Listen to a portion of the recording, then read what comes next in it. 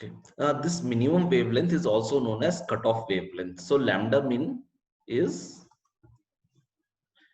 known as cutoff wavelength, and whose formula comes as minimum wavelength is equals to hc by E into V. So this will be our formula to solve the numericals. The next type of X-ray is characteristic X-ray. So it happens when the energetic electron which is coming towards anode, it knocks out an existing electron from the atom of target. So let's say this was a nucleus of an atom in anode, and these were electrons revolving. Okay. So and this is our electron which is coming towards the atom. So it is possible that this electron can remove this electron. It will basically knock out this electron. So I'm just going to remove this electron. Okay. Since this electron has been removed, okay, means there is a deficiency of electron here. So the electron which is in higher orbit, it will move from here to here. There is also another possibility that electron from a much higher level will actually move from here to here. Okay. Now the knocked out electron can belong to K, L, M and so on shells. Like the first shell is known as K, then L, then M and so on. Okay, whenever it happens, whenever this electron knocks out the another electron, there will be vacancy in the shell. So then the electron from a higher energy shell will jump to fill the vacancy in lower shell. Now, whenever an electron from a higher shell is moving to the lower shell, a photon is emitted, and this will result in characteristic X-rays. Okay. Next is K alpha line is produced when an electron jumps from L to K shell. 1 second. So let's say this is our nucleus. This is K, L, M, N and so on shells. So K alpha line will be produced when electron jumps from L to K. Means there was a deficiency of electron here. If the electron moves from here to here, then a photon will be emitted, and that is known as K alpha line.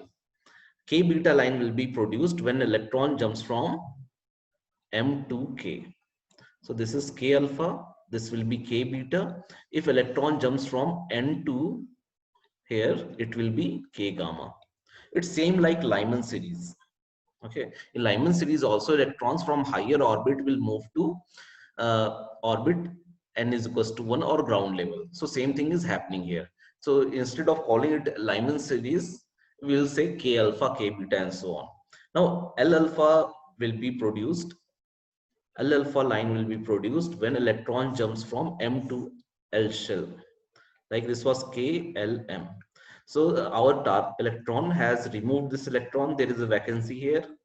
If electron from this orbit moves from here to here, it will give L alpha line. Okay, or it will emit a photon having this much energy deficiency, having this much energy. Okay.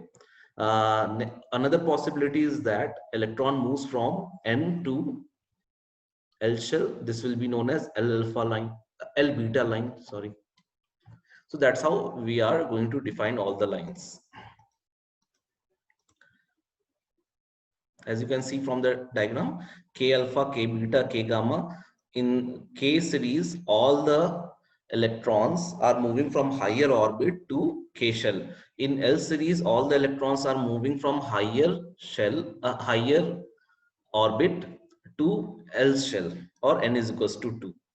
Now corresponding to that, we need to calculate what is the wavelength of photon emitted. So for K shell, let's say this is the energy of L shell, this is the energy of K shell, this is energy of M shell. If electron moves from here to here, it will emit a photon of energy difference EL minus EK. Okay. And energy of photon is Sc by lambda. and electron is moving from here to here. This is corresponding to K alpha series, so it is lambda alpha. Similarly, for L alpha, electron is moving from M to L, so energy difference is Em minus El, okay, is equals to Sc by lambda into, this is L series, so L alpha. Okay, here we should have written K alpha, sorry, lambda into K alpha. Here it is K beta, then L beta, and so on. So it's the same like what we used to do.